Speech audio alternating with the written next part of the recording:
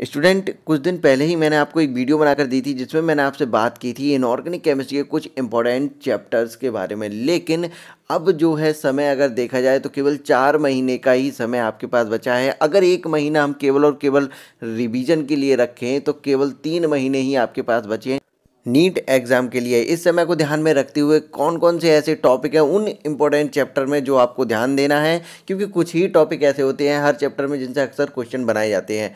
तो चलिए स्टार्ट करते हैं आज का हमारा ये लेसन को स्टार्ट करने से पहले एक छोटी सी इन्फॉर्मेशन मैं आपको यहाँ पर देना चाहूँगा कि अगर आप चाहते हैं इनऑर्गेनिक केमिस्ट्री को कंप्लीट करना, तो अभी मैं यहाँ पर यूट्यूब पर आपके लिए इनऑर्गेनिक केमिस्ट्री करा रहा हूँ, जिसमें मैं केमिकल बॉन्डिंग और पीरियोडिक टेबल खत्म करा चुका हूँ। अब जो मैं स्टार्ट करने जा रहा हूँ वो आपका एस ब्लॉक स्टार्ट करने जा रहा हूँ। ठीक है, तो आप मेरे साथ जुड़िए यहाँ पर। अगर आपने अभी तक चैनल को सब्सक्राइब नहीं किया है, चैनल को सब्सक्राइब करिए, बेल आइकन को प्रेस करिए ताकि आगे जो भी लेसन आए उसका नोटिफिकेशन आपको मिले। साथ ही अगर आप ऑर्गेनिक केमिस्ट्री करना चाहते हैं तो मुझे अनअकैडमी पर फॉलो कीजिए। वहाँ मैं ऑर्गेनिक केमिस्ट्री आपके लिए करा रहा हूँ, जहाँ पर अभी जीओसी चल रही है। तो दोनों ही जगह आप मेरे वीडियो देखकर समय से ही अपने कोर्स को कंप्लीट कर सकते हैं। सभी इंपॉर्टेंट लिंक मैंने आपके डिस्क्रिप्शन बॉक्स में दिए हुए हैं, तो वहाँ पर क्लिक करिए और जाइए अनअकैडमी पर ऑर्गेनिक केमिस्ट्री का फ़ायदा उठाइए। चलिए स्टार्ट करते हैं आज का हमारा ये लेसन। तो देखिए, सबसे पहले यहाँ पर मैं जो आपसे बात करूँगा वो है आपकी केमिकल बॉन्डिंग और पीरियोडिक टेबल की। ये आपका जो है ऑर्गेनिक केमिस्ट्री में 2 इंपॉर्टेंट चैप्टर हैं और इनमें कुछ ही टॉपिक ऐसे हैं जो आपके अच्छे होने चाहिए, जिनसे अक्सर क्वेश्चन बनते हैं। तो पहला जो टॉपिक है वो है आपका एमओटी में आपका बॉन्ड ऑर्डर आपको निकालना आना चाहिए। बॉन्ड ऑर्डर से हर साल एक क्वेश्चन आता ही आता है, कभी कभी 2 भी क्वेश्चन इससे आ जाते हैं। तो ये जो टॉपिक आपके लिए बहुत ही ज़्यादा इंपॉर्टेंट है। अगर आपको बॉन्ड ऑर्डर निकालना नहीं आता है तो आप मेरी वीडियो भी देख सकते हैं, मैंने इसके लिए ट्रिक भी बताई है, ये आपको आना चाहिए। दूसरा जो टॉपिक है वो है आपका बॉन्ड एंगल और शेप आपको पता होनी चाहिए, एक क्वेश्चन यहाँ से आएगा ही।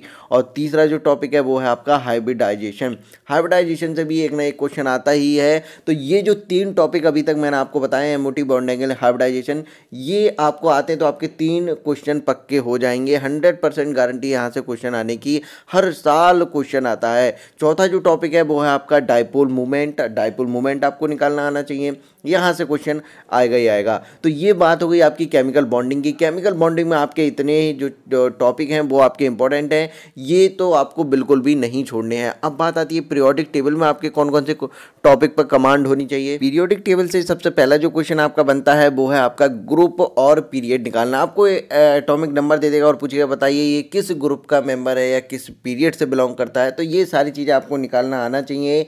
दूसरा जो क्वेश्चन बनेगा वो आपका बनेगा इलेक्ट्रॉन नेगेटिविटी, आयोनाइजेशन एनर्जी और इलेक्ट्रॉन एफिनिटी। तो ये तीनों ही चीज़ें आपको आनी चाहिए, ठीक है ना। और जो तीसरा जो क्वेश्चन पीरियोडिक टेबल में जो इंपॉर्टेंट आपके लिए हो जाता है वो है आपका साइज रिलेटेड प्रॉब्लम। वो आपको पॉजिटिव चार्ज, नेगेटिव चार्ज इस तरीके से दे देगा और कहेगा बताइए इनके किसका साइज ज़्यादा होगा, किसका कम होगा। तो ये सारी प्रॉब्लम आपको यहाँ पर करनी आनी चाहिए। इसके बाद एक और क्वेश्चन आपसे बनता है वो आपका हाइड्रेशन एनर्जी से रिलेटेड। हाइड्रेशन एनर्जी का ऑर्डर भी आपसे पूछ लेगा। तो ये सारे क्वेश्चन हैं जो आपके केमिकल बॉन्डिंग और पीरियोडिक टेबल से बन सकते हैं। 8 क्वेश्चन मानकर चलिए, अगर आपने इनमें से कर लिया तो आपके 5 क्वेश्चन तो डेफिनेटली आने ही आने हैं, ठीक है। तो चलिए ये बात हो गई केमिकल बॉन्डिंग पीरियोडिक टेबल की। अब बात कर लेते हैं एस ब्लॉक में कौन कौन से वो ऐसे टॉपिक है जो आपको पढ़ने हैं, जो आपको बिल्कुल भी छोड़कर नहीं जाने हैं। तो सबसे पहले तो बात आती है, मैं फर्स्ट डे की बात करूं या सेकंड डे की बात करूं, दोनों की ही आपको जनरल प्रॉपर्टीज़ आनी चाहिए। एस ब्लॉक की जनरल प्रॉपर्टीज़ मैं ऑलरेडी आपको करा चुका हूं पीरियोडिक टेबल में, तो वो उम्मीद करता हूं आपको पता होंगी, ठीक है। तो जनरल प्रॉपर्टी तो इन सभी की इम्पोर्टेंट है ही।